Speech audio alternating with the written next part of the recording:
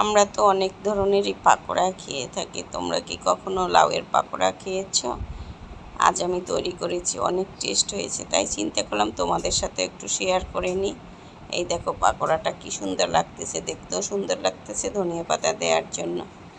চলে আসলাম মূল ভিডিওতে। যে লাউটা আগে একটু গ্রেটারের সাহায্যে কেটে নিচ্ছি ছোট ছোট করে। তবে প্রথম ছোট দিকটা দিলাম, তাতে দেখলাম একেবারে ছোট হয়ে যায়। পরে একটু বড় দিকটা দিয়ে কেটে নিচ্ছি, মানে চিকন চিকন করে। লাউটা তো এমনি তো নরম। আর এই লাউয়ের পাকোড়াটা এখন রোজার মাস, সবাই রোজা রাখো। এটা লাউ জিনিসটা কিন্তু পেটটা ঠান্ডা রাখে। এটা তোমরা মানে ইফতারিতেও ইচ্ছে করলে রাখতে পারো এই রেসিপিটা, তাই একটু শেয়ার করলাম। এই যে আমার হয়ে গেল গ্রেট করা। এখন এই বোলটায় তুলে নিচ্ছি। আগে একটু ধুয়ে নিয়েছি, তা না হলে লাউয়ের ভিতরে তো জল ঢুকে যায় বেশি, এই কারণে পরে পানি পানি ছিঁড়ে যায়। তো হয়ে গেল, পেঁয়াজটাও কেটে নিয়েছি, সেটা আর শেয়ার করলাম না। আর একটু ধনিয়া পাতা দেব। এখন ধনিয়া পাতাটা কেটে নিচ্ছি। ধনিয়া পাতাটাও ছোট ছোট করে কেটে নিচ্ছি, যেহেতু লাউয়ের সাথে ধনিয়া পাতাটা সবসময় যায়, এই কারণে ধনিয়া পাতাটা দিয়ে দিচ্ছি। এই যে হয়ে গেল কাটা।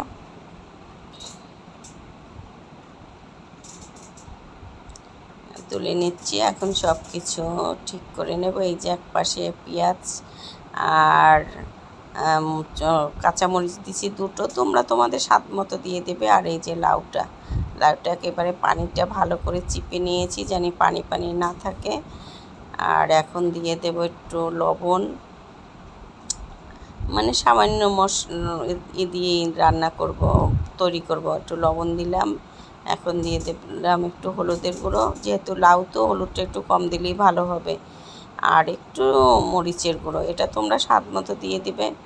আর কাঁচামরিচও ছিল, সেটা তোমাদের সাথে শেয়ার করতে মনে নেই, মানে পেঁয়াজের সাথে তো ভিডিওতে ঠিক মতো দেখতে পাচ্ছ কিনা জানি না। আর এখন দিয়ে দিচ্ছি সুজি, যেহেতু আমার চালের গুঁড়ো নেই, তবে চালের গুঁড়োটা থাকলে বেশি ভালো হতো, তাই আমি সুজিটাই দিয়ে নিচ্ছি। আর দেব একটু আটা, এই যে সামান্য আটা দেব, নাহলে ওটা আঠালো হবে না, যেহেতু পানি ছেড়ে যাবে লাউ তো, এই কারণে। আর এখন দিয়ে দেব একটা ডিম ফেটিয়ে।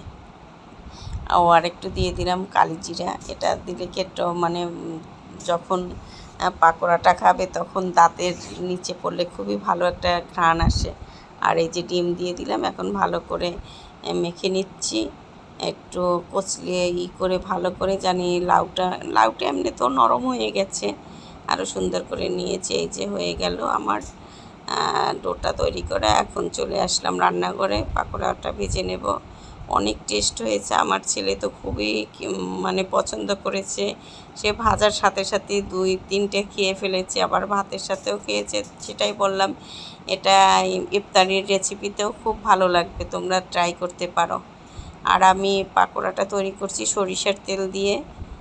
এটা যে কোনো একটা তেল দিয়ে করলেই হবে, সয়াবিন তেল দিয়ে করলে হবে, যেহেতু আমরা সরিষার তেলটা একটু বেশি খেয়ে থাকি, তাই সরিষার তেলটা দিয়েই করে নিয়েছি। এই যে হয়ে দিয়ে দিলাম। এখন উল্টিয়ে নিচ্ছি, তবে জালটা একটু মিডিয়ামই রাখতে হবে, তা না হলে আবার পুড়ে যাওয়ার সম্ভাবনা আছে, যেহেতু লাউ সিদ্ধ হয়ে যায়, তারপর একটু সময় নিয়ে করতে হবে, আবার ভিতরে ধনিয়া পাতাটা আছে, তা না হলে আবার পুড়ে যাবে। এখন একটু আস্তে আস্তে করে ভেজে নিচ্ছি, আবার একটু উল্টে দিলাম, একটু মাঝে মাঝে উল্টে পাল্টে দিতে হবে, জানি মানে 2 দিক জানি সুন্দর ব্রাউন কালার হয়, পুড়ে গেলে ভালো লাগবে না খেতে।